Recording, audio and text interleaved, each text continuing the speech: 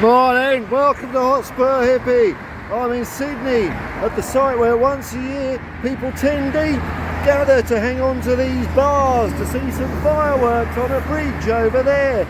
It's like a weird reenactment of the French Revolution, except we're not revolting against anything. Anyway, enough of all this serenity, trucks barreling around. Let's get somewhere quiet and talk a bit of Ange Postecoglou.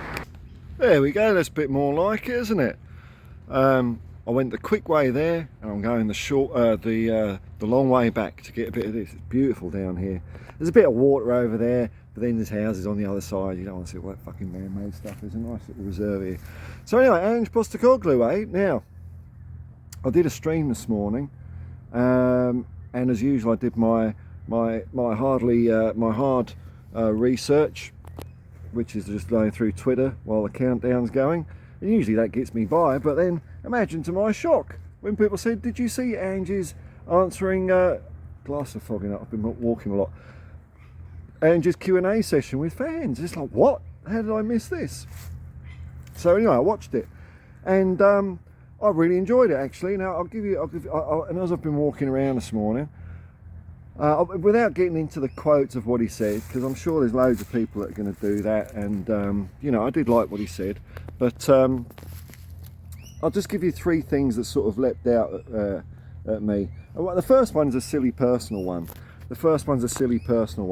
It's like seeing someone, you're used to seeing someone in one context and then you see them in another.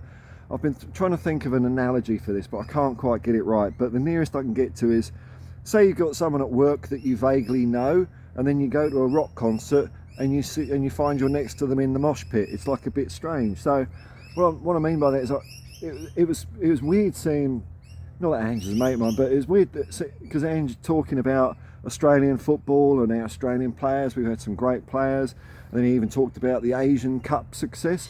But he's doing it as Tottenham manager, and it kind of was, it bamboozled me in a really good way though. But it's just like odd that, you know, because I've heard him say all that stuff before, but now he's doing it in his capacity as Tottenham manager, which is quite a wonderful old thing. Isn't life brilliant? Full of surprises. Another thing that leapt out to me was, you know, I know it's one of those edited stage things to a certain extent, not as much as the first one he did, but it was a bit more of Ange in the raw, you know, wild Ange, which is what I really want to see. And I didn't think it was too mucked around with. And one thing I noticed was nearly every fan's question, he would start off his answer by talking about that fan or that kind of fan. Now I know for 100% sure that that's Ange doing that, because I've seen him do that before. That is not a shadowy Donna Cullen PR. You know what PR stands for? Please resign. That's what it stands for. That's Ange does. He and it's not a trick, or it's not a. It's just the way he is. He goes out of his way to show that he understands you, he gets you, you know. And I think it's very few and far between you meet people like that. But when you do, I think it makes them easier to understand. It opens that two-way street of trust, you know.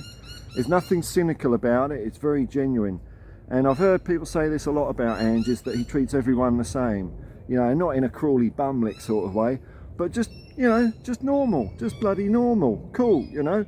No big timing, no obsequiousness, just level, you know.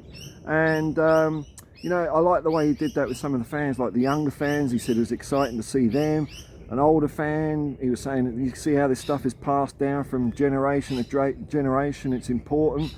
Overseas fans, well, you know, they're going to get to see Tottenham play, and they make sacrifices to watch us. One answer I did like was, which I'm so thankful of, Ange, thank you, man, is he said he can guarantee we won't be falling asleep during the football this year, which is music to my ears, And what was the third thing?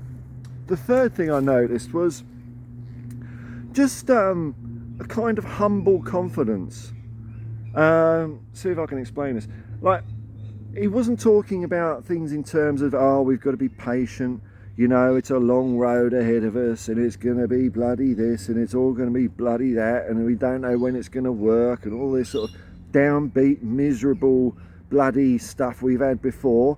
It was, we're going to play exciting football, we're going to keep you awake. I like to play exciting football because that's how I believe if you play exciting football, that's what brings success. None of it, it was just, this is what I want to do, this is what I want to do. It wasn't like, oh well, you know, fucking hell, buckle up and be patient because, you know, fuck's sake, we're going to be shit for a while. It was just nice to hear a bloody manager talk like that. You know, we know it might be a little bit wobbly, there's every chance of that, but why do you, there's no point in dwelling on that, is there? You know, you might as well just assume that this is where, you know, when you want to go somewhere, you're not focusing on like a puddle you've got to jump on the way, you're focusing on the bloody target. And that's what I really liked about it. It's like a humble confidence. Anyway, that was what I got out of it.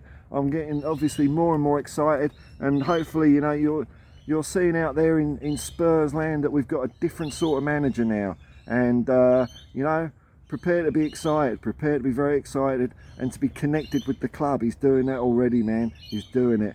He's bringing us all together as, you know, one big army of support. And when you got that going, you don't know where it's going to end up, man, but there's going to be glory there somewhere. Come on, you Spurs.